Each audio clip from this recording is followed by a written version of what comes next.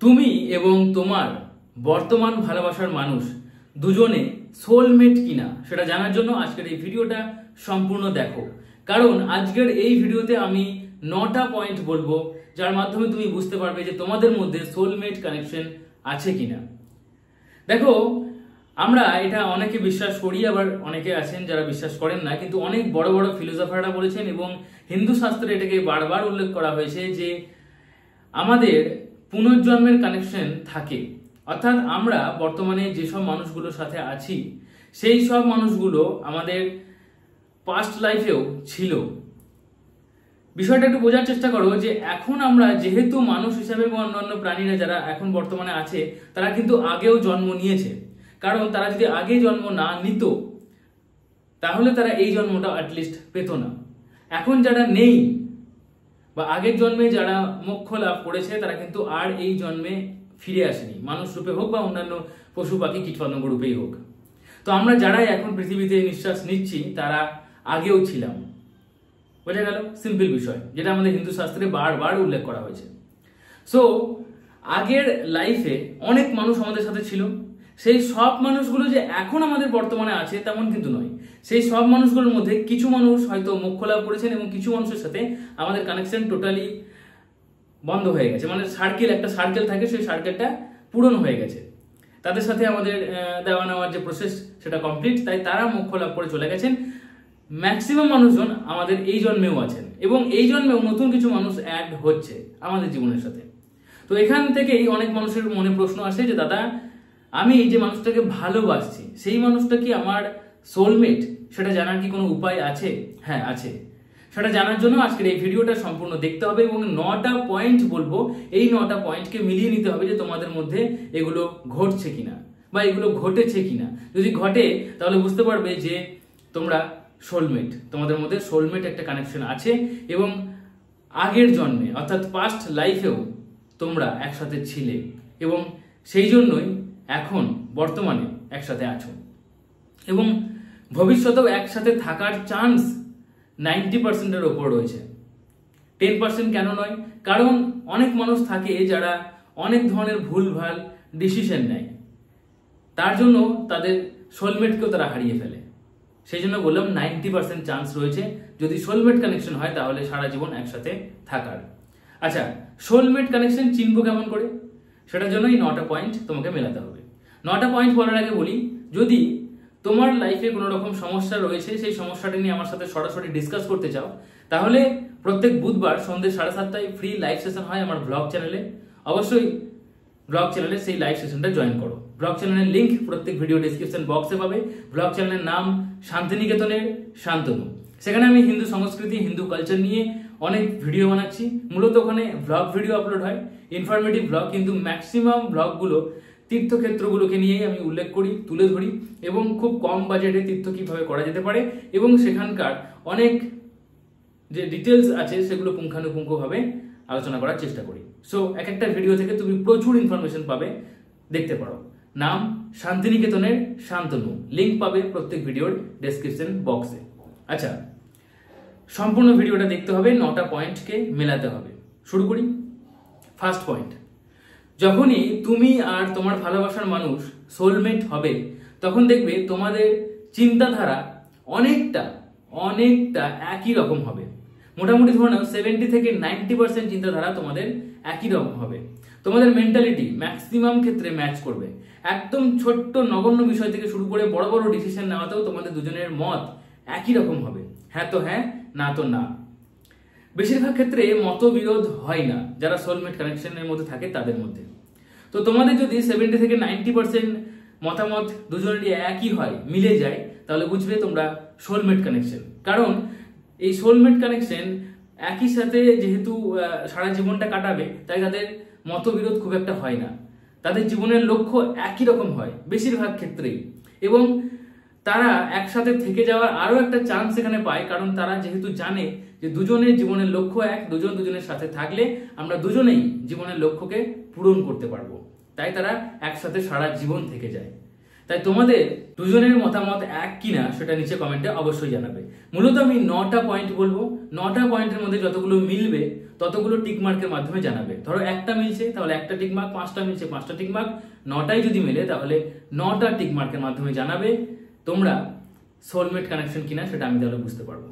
আচ্ছা, second, maximum ক্ষেত্রে যেহেতু তোমাদের চিন্তাধারা একই, তোমাদের মেন্টালিটি ম্যাচ করে, মতবিরোধ হয় না, তাই তুমি তার অনেক কথাই না বলতেই বুঝতে পারবে।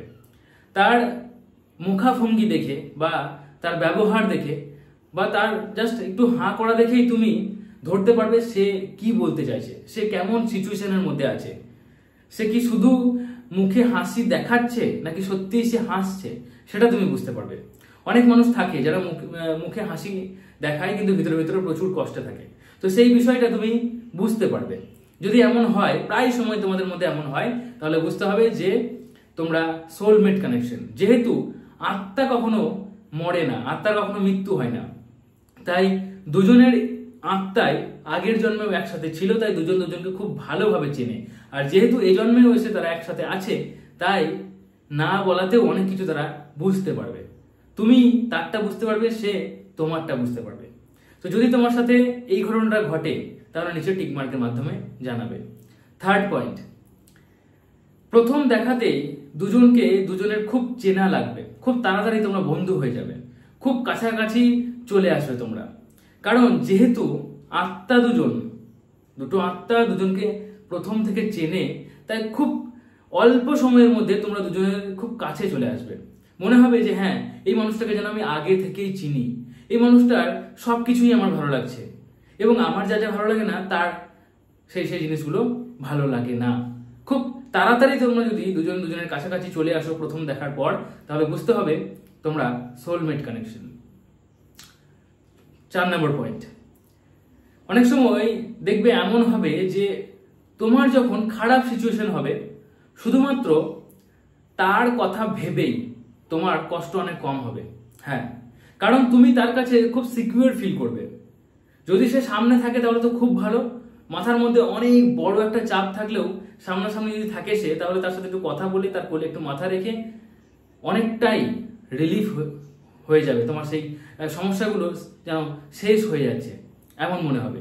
যদি সে কাছে না থাকে তাহলে ফোন করেও অনেকটা তোমার প্রবলেম সলভ হয়ে যাবে। আর যদি তার সাথে কথা না হয় সেই মুহূর্তে, তবুও তার কথা ভেবে যে হ্যাঁ, একজন মানুষ আছে যে আমাকে চায়, আমার প্রবলেম মানে তার প্রবলেম, সো আমি তাকে প্রবলেম দিতে চাই না, ঠিক এইভাবে ব্রেনটা ফাংশন করতে শুরু করবে এবং তার কথা ভেবেই তোমার অনেক বেশি মুড ঠিক হয়ে যাবে। খিটখিটে মেজাজ ছিল কিন্তু মুডটা খুব হাসি খুশি হয়ে যাবে। তো যদি বারবার এমন ঘটে তাহলে বুঝবে যে তোমরা সোলমেট কানেকশন। আর তার জন্যই দুজন আত্মা জানে যে আমরা সোলমেট কানেকশন, যাই হোক না কেন আমরা একসাথে আগের জন্মেও ছিলাম, এই জন্মেও থাকবো। তাই এখানে নেগেটিভ চিন্তা আসার চান্স অনেক কম হবে।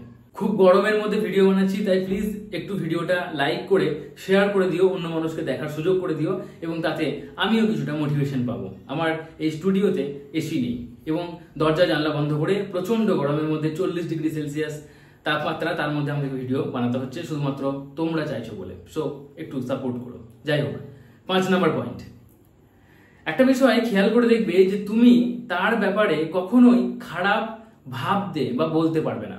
হয়তো সে তোমার সাথে একটু খারাপ আচরণ করছে, কিন্তু তুমি চাইলেও তার সাথে খারাপ আচরণ করতে পারবে না। খারাপ আচরণ করা তো দূরে থাক, তুমি তার ব্যাপারে খারাপ ভাবতে পারবে না, তাকে খারাপ বলতেই পারবে না। আর অন্য কারোর সাথে তাকে নিয়ে নেগেটিভ কথা বলা, এই বিষয়টার সাথে তোমার কোনো লিঙ্কই থাকবে না। মানে তুমি নিজেই মনে মনেই তাকে খারাপ বলতে পারবে না, তো অন্য কারোর কাছে তুমি তাকে খারাপ বলার প্রশ্নই ওঠে না, তাই না? তো তুমি যদি প্রায় সময় দেখছো যে না, তুমি কিছুতেই চাইলেও তুমি তাকে খারাপ বলতে পারছো না, তার খারাপ ভাবতে পারছো না, তাহলে কিন্তু বুঝতে হবে এটা সোলমেট কানেকশন। আর যেহেতু দুজন সোল, দুজন আত্মা দুজনকে চেনে আর তারা জানে যে আমরা একসাথে থাকবো, তাই কখনোই তুমি রিলেশনশিপটা ভেঙে যাওয়ার মতো কোনো খারাপ কাজ করতে পারবে না। বোঝা যাচ্ছে? 6 নম্বর পয়েন্ট, একটু ভালো করে ভেবে দেখবে, একটু সময়ের পর এমন হবে যে তুমি নিজের থেকেও বেশি তাকে ভালোবাসতে শুরু করবে। অনেক সময় এমন হবে যে তোমার জন্য হয়তো একটা জিনিস দরকার, মানে পুজোতে তোমার পোশাক কেনা দরকার, তোমার সত্যিই পোশাক নেই, পোশাক কিনতেই হবে, কিন্তু তবুও মনে হবে যে না, আগে ওই মানুষটাকে কিনে দিই। ওই মানুষটা হয়তো আছে, না কিনলেও চলতো, তবুও তোমার মনে হবে ওই মানুষটাকে কিনে দিই, এবং তোমার নেই তাও মনে হবে থাক আমার জন্য আর কিনবো না।